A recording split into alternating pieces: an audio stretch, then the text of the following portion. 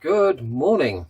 So, the story so far, what can I tell you about my experiences up here now that I've finished the build?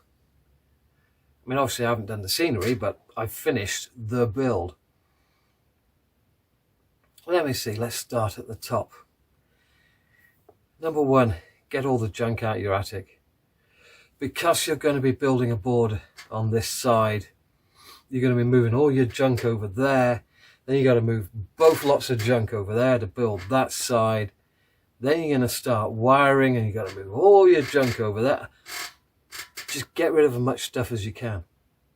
There was stuff in here I haven't seen for 20 years. There's something down there called a wedding dress. It hasn't seen the light of day in 31 years.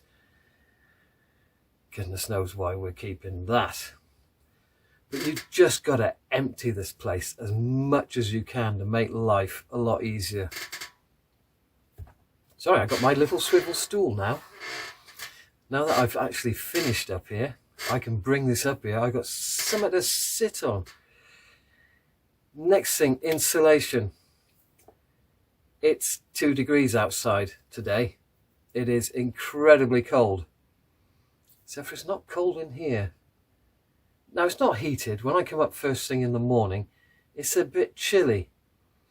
But it's not open. The eaves are no longer open. Because I brought the insulation down there and then vertically. I mean, there's a breathable space in there.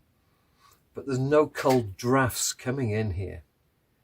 So when I open the hatch, the warm air from out of the house comes up into here. And it doesn't leave. It doesn't leave the building. So this is really quite warm. I don't even know why I've got a jumper on, to be honest. It's that warm up here. It's got to be 17 or 18 degrees, which is quite pleasant. Now in the summer, what I noticed was the underside of that was quite warm. So even though there is an air gap from the insulation to the tiles, the heat just radiates across, and that's where the window comes in. Because if it's a hot day, you've got your bedroom windows open. You've got the hatch open. You open the window, and if I'd had the money, I would have had a second window further down. I've got it on this side because the sun comes up here and it goes round, and then in the afternoon when it's at its hottest, it's there. So I want it venting on the cooler side of the house, so to speak. So once it's all open, you do get a bit of a draft. Of course, while I was in here in summer, I was actually working, which you generate your own heat. What it's going to be like this coming summer when I'm just sat here with everything open, I don't know. It probably feel a bit cooler. Well, for starters, I'm not up in the highest part of the roof because I'm sat on my little swivel stool. Yeah, I better not just roll this one down the hatch. Lighting. Now, as you've seen, I've had a few goes at positioning the lighting. I didn't know what was going to be best. And it took me a while to figure out that halfway over the board was not the best. And then eventually it's worked its way up. And now it's pretty damn good. Now, I found that I could fit 2.4 meter lengths of timber, of board, but only 60 centimeters wide through that hatch. So if you want to fit bigger things than that, then perhaps you're going to have to put in a proper staircase. But then you're getting into stupid money. The floor is just simply board over the timber. I haven't put in a proper floor, but that's because this isn't a livable space. If I was going to live in this, if this was going to be a bedroom or something, then you've got to do the floor properly, which again costs a ton of money. What else? The hardest part of this build has been doing a lot of jobs which have been a two-man job.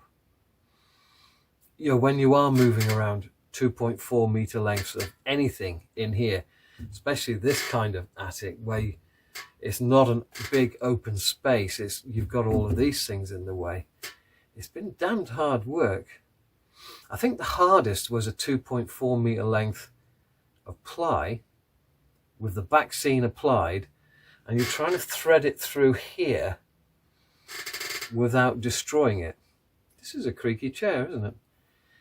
So that was incredibly difficult. And when I moved the lights up, that was incredibly difficult as well. What else? I think this softboard that I put over the top of the timber has been a great help. It's so much easier to put track pins in. Yeah, when you cut it, it creates a huge amount of mess because it's basically compressed paper or compressed cardboard.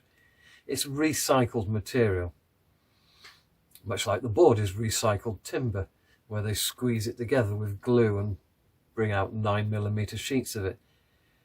But I really think this was worthwhile over using 5mm cork. It's made lane track, moving track so much easier. Now, I haven't quite reached the point of no return yet. I haven't done any ballasting. So even right at this late stage, months into the build, if I want to change something, I can. It's very easily done. You just pull out the track pins and move your track to where you want it and push the track pins back in. Once you've applied any glue, especially with flexi track, which has got very small chairs holding the rail, then it becomes destructive to move the track.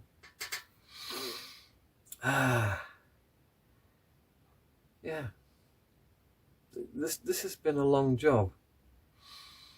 Now, I've used a lot of card kits, and even though they're 3-dimensional, a lot of people will say that they are 2-dimensional. They're very, very flat-sided,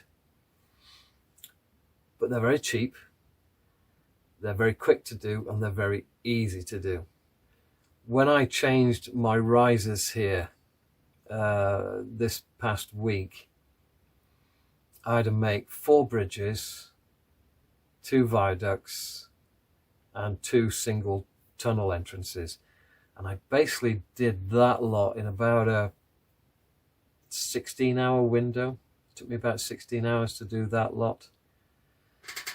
Not that I'm in a tearing hurry. I've got the rest of my life to do this, however long that might be. But, oh sorry, that bloody flu is just hanging on. But they're easy for a beginner to do. All you need is a little tube of card glue from Hobbycraft, the kind of like tacky stuff that goes off very quickly, so you're not sat there holding something for 10 minutes waiting for it to actually stick. And they do a job, and I'm quite happy with how they've turned out, even though they're a bit close together. But as I said on the last video, that did happen. It really did. I could jump in the car and drive half an hour and show you one if you like. Yeah, so next job is platforms, and yet again it will be a card kit. So I need to start making some templates, especially on this curved mainline station here. Make some templates, cut out the top deck of the platform, and then just start making my platforms. Then once the platforms are in, they're glued down, then I can do my ballasting. I'll show you what I do with my ballasting. Simply because I've made so many mistakes in the past with ballasting, it's worth showing you how to avoid those mistakes. And then, because I'm right-handed, I tend to work left to right. So I will be starting here, where it comes out of the hole in the wall, and we start the incline, and you've got the first like branch line station just there. So this bit over here will be the last thing to do.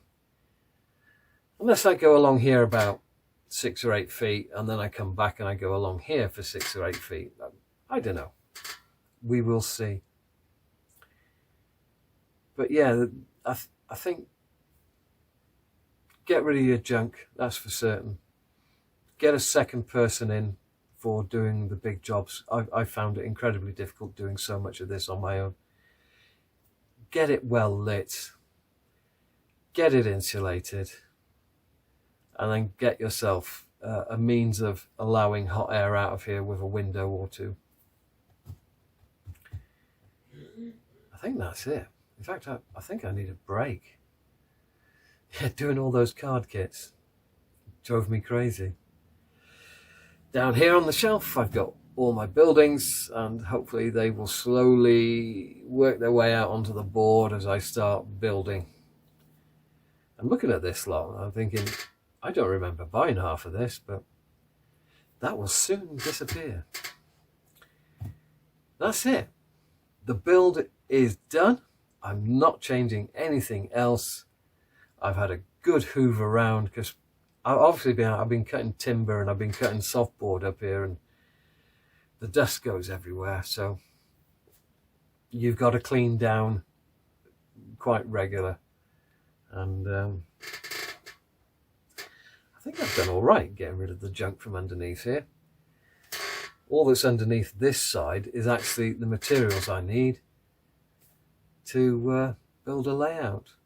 Now, one thing I must do is assemble my trains. I've been collecting coaches for as long as I can remember. So the question is do I have enough coaches or do I have too many?